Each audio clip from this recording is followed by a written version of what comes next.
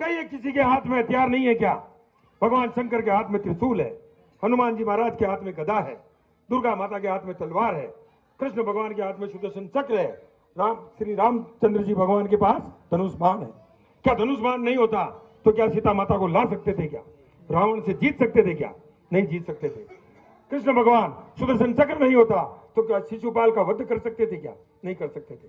तो सब जब हमारे देवी देवता जो हमारे आराध्य देव है, चाहे वो रामदेव जी महाराज हो, तेजा जी महाराज हो, जितने भी लोग देवता हैं, सबने अपने हाथ में हथियार रखा है और दुष्टों का संहार किया है। तो हम हमारे जिन देवी देवताओं को मानते हैं उनसे प्रेरणा पाकर सबको हथियार अपने घर में रखना चाहिए। जब तक हम हथियार नहीं रखेंगे तो मौका आएगा तो हम उनसे युद्ध नहीं कर पाएंगे दुष्टों से। हर एक व्यक्ति के घर में हथियार होना ही चाहिए। हथियार हमारी रक्षा का अंग है। हथियार हमारी समय आने पर हमारी रक्षा करेगा। और अगर हथियार नहीं हुआ तो आप कैसे लड़ोगे? इन मुल्ले मौलियों के घरों में, सबके घरों में तलवार और छुरे हैं। आप खाली हाथ कैसे लड़ोगे? खाली हाथ लड़ सकते हो क्या? खाली हाथ नहीं लड़ सकते। तो फिर क्या है, हम 5,000, 10,000, 20,000 का मोबाइल लाते हैं, उसके साथ में एक हथियार जरूर लाइए। हमारी बहन बेटी की रक्षा के लिए, हमारे परिवार की रक्षा के लिए, हमारे हिंदू धर्म की रक्षा के लिए घर में हथियार होना बहुत जरूरी है। और आज एक कानून की एक छोटी जानकारी और देता हूं आपको। जो भी बालक 18 साल से कम उम्र के हैं, अवयस्क, वो किसी भी तरह का अगर कोई भी गुनाह कर देते हैं तो हमारे भारत का कानून उन्हें सजा का प्रावधान नहीं है। कोई सजा का प्रावधान नहीं है। और आजकल इन मुल्ला मौलियों ने यही कर रखा है। 17 साल से छोटे लड़कों को आगे कर रखा है। कुछ भी करते हैं तो फिर कहते हैं बालक है, तो नाबालिग है, पुलिस भी कुछ नहीं कर सकती। मर्डर भी कर देता तो पुलिस को उसको सुधार गृह में भेजते हैं और 2-4 महीने बाद छोड़ देते हैं। यह है भारत का कानून।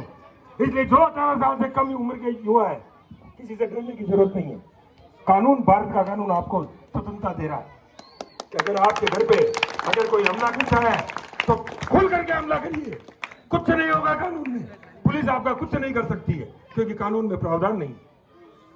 जिस कानून का वो फायदा उठा रहे हैं उसका फायदा हम भी उठाएंगे। मौका है तो बख्शो मत। अभी भिलवाड़ा में आदर्श की हत्या हुई थी, उसके भाई ने 6 महीने बाद उसी इब्राहिम को सरेआम गोली मारी। यही इलाज है और कोई इलाज नहीं है। वो एक मारेंगे, हम 4 मारेंगे। कितने मारोगे देखते हैं हम। ये बात हम सबको अपने चैन में बिठानी होगी। अभी मैं जेल में गया था, वहां पर कैदियों से मिला। सारे कैदी 80-90% कैदी हिंदू थे।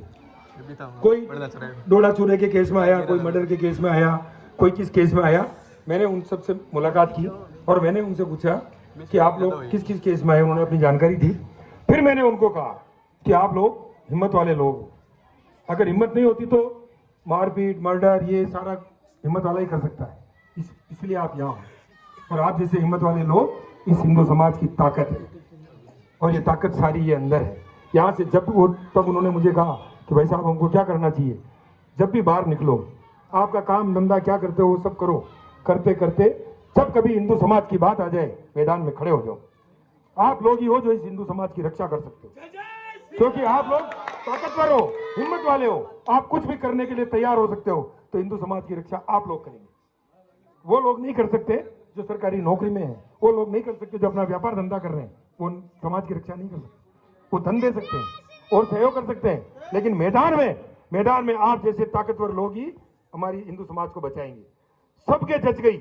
और आप देखो कि सारे के सारे हिंदू वहां के जो कैदी थे, उन्होंने सबने प्रण लिया कि जब भी छूटेंगे और कभी ऐसा मौका आया तो हिंदू समाज के लिए हम अपने आप को बलिदान कर देंगे। इस तरह की प्रेरणा किन लोगों के मन में आई? जो जेल काट रहे हैं, उनको दिशा नहीं है।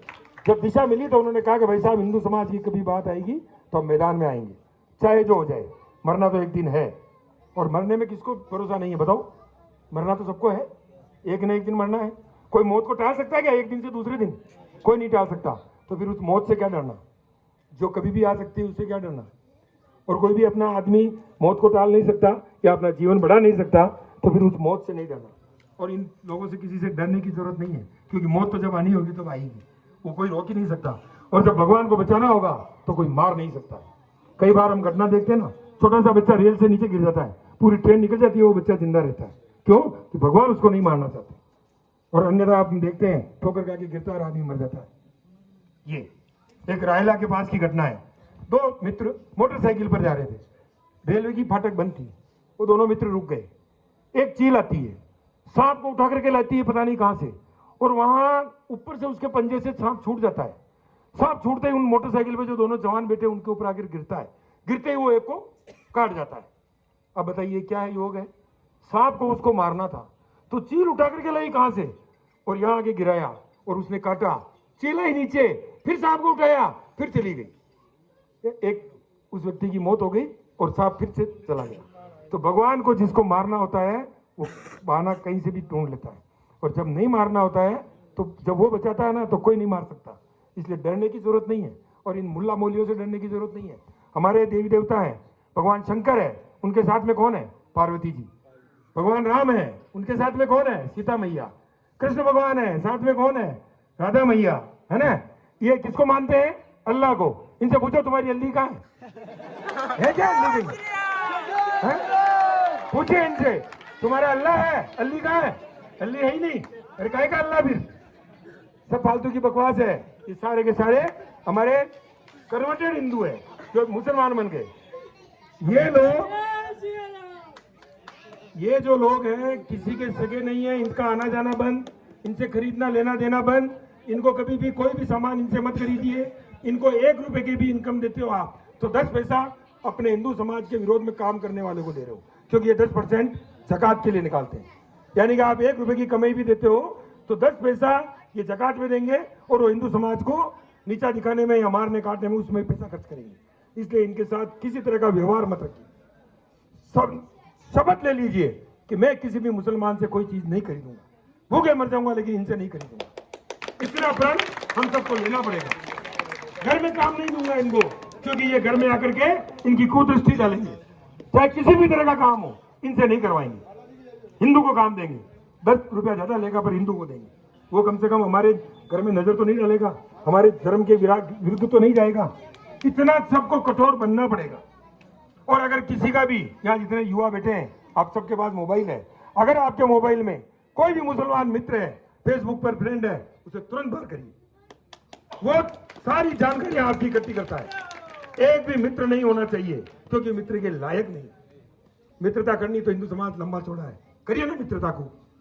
लाखों लोग हैं, जितने चाहो उतने मित्र बनो, लेकिन इन मुल्ला मौलियों के जो खानदान है इनका, इनसे कभी मित्रता मत बढ़ाइए। और इतनी बहनें बैठी है, एक भी मुसलमान की लड़की को अपनी सहेली मत बनाइए। ये लोग बहुत दुष्ट लोग हैं। आप कभी उसके घर जाएंगे ना तो आपके साथ कुछ भी कर सकते हैं। वो बहन उसके अपनी बहन को उपयोग में ले सकता है कि तेरी सहेली को बुला करके ला। वो तुम्हारे साथ कुछ भी कर सकते हैं, ये मान के चलिए। मेरी एक बेटी है, शादी से 5 साल हो गए उसकी शादी हुई। उसकी एक सहेली थी तस्लीम, वो उसके साथ में CS कर रही थी, तो घर पढ़ने आती थी। तो मैंने उसको कहा कि ये पढ़ने आती, यहाँ आ सकती, ये आ सकती है, तो इसके घर नहीं जा सकती। ये बैन था बिल्कुल, लाख कुछ हो जाए तो इसके घर नहीं जाएगी और इसके साथ कॉलेज भी नहीं जाएगी। ये पढ़ना है इसको, ये यहाँ आकर यहाँ पढ़े, तू नहीं जाएगी, क्योंकि उस सांपों के घर में तो तुझे नहीं भेज सकता ना मैं। उसके बाद उसकी शादी हुई तो बच्ची ने जिद की कि मेरे को उसको गिफ्ट देना है। मैंने कहा गिफ्ट देना है तो बाद में दे देना, उस शादी में तो नहीं जाएगी, किसी कीमत पर नहीं जाएगी। और नहीं जाने दिया मैंने। क्यों जाएगी? क्यों? क्योंकि वहां इतने सांप होंगे तो तुझे कब कौन सा सांप डसेगा मुझे भी पता नहीं चलेगा। इसलिए मैंने उसे वहां नहीं जाने दिया। मैंने कहा नहीं जाएगी। मुस्लिम लड़की मेरे घर आती ना, वो आए, हम तो कुछ करने वाले नहीं, उसको कोई खतरा नहीं है, लेकिन मेरी बेटी को तो खतरा है, वो नहीं जाएगी। वहां इतना कठोर रहना पड़ता है। बच्ची ने बहुत जिद की, मैंने कहा नहीं, तेरी सहेली तेरे से नाराज हो जाए, चाहे तेरे क्या काम उससे, न अपने भगवान को मानती है न कुछ किसी को मानती है, तेरी काहे की सहेली? भगा ऐसी सहेली को, नाम काट उसका मोबाइल से। इन बहनों को भी मेरा एक आग्रह है, किसी भी मुस्लिम लड़की को क्लास में पढ़ती है, साथ में पढ़ती है, मित्रता नहीं करनी, क्योंकि वो कभी भी तुम्हारे साथ धोखा कर सकती है। इसलिए ये सब आज जितने जवान यहाँ बैठे हैं ना, ये प्रेरण करके जाओ, न मुसलमान से लेंगे न देंगे, न मित्रता करेंगे, न मोबाइल में फेसबुक में कहीं मित्र रखेंगे, कहीं नहीं रखना उनको, किसी ग्रुप में मत जोड़िए उनको, क्योंकि इतने दुष्ट हैं कि आपको पता भी नहीं चलेगा कि आपके पीठ में छुरा कब घोपा उसने। अभी आप देखिए, आज हमारे एक कार्यकर्ता आज दिन भर थाने में लगे हुए हैं। बेरवा समाज की एक लड़की को, सिकंदर नाम का लड़का, आमने सामने रहते थे। पहले भी उसकी माँ को बहुत समझाया कि इनसे मत रखो संबंध, नहीं नहीं ये ऐसा नहीं है, ये मुसलमान जैसा नहीं है, और वो उस लड़की को लेकर के भाग गया। नाबालिग बच्ची है, बेरवा समाज की बच्ची है। पुलिस पर दबाव डाल करके, और पुलिस को रात को इतना दबाव डाला कि उसके परिवारजनों को ला करके थाने में बिठाया और उनको कहा कि जब तक ये नहीं छोड़ोगे, इनको नहीं छोड़ोगे, तब तक वो बच्ची नहीं आ जाती। और ये क्या करेंगे दुष्ट, उसको बाहर ले जाकर के कुछ भी शादी का उसको झांसा देंगे और साल 2 साल बाद उसको बेच देंगे, या उसके अंग वहां हॉस्पिटल में ले जाकर बेचेंगे, उसकी किडनी निकालेंगे, उसका सब कुछ निकाल के बेचेंगे। यही काम है इनका। या मार काट करके, जैसे अभी देखा है कि हमने श्रद्धा के कितने टुकड़े किए, 35 है ना, यही काम है इनका। तो इन बहनों को अक्ल लेनी चाहिए, इन घटनाओं को देख करके प्रेरणा लेनी चाहिए कि इन दुष्टों के साथ इनकी तरफ देखना भी नहीं है। इतना प्रण लेकर के जाएं।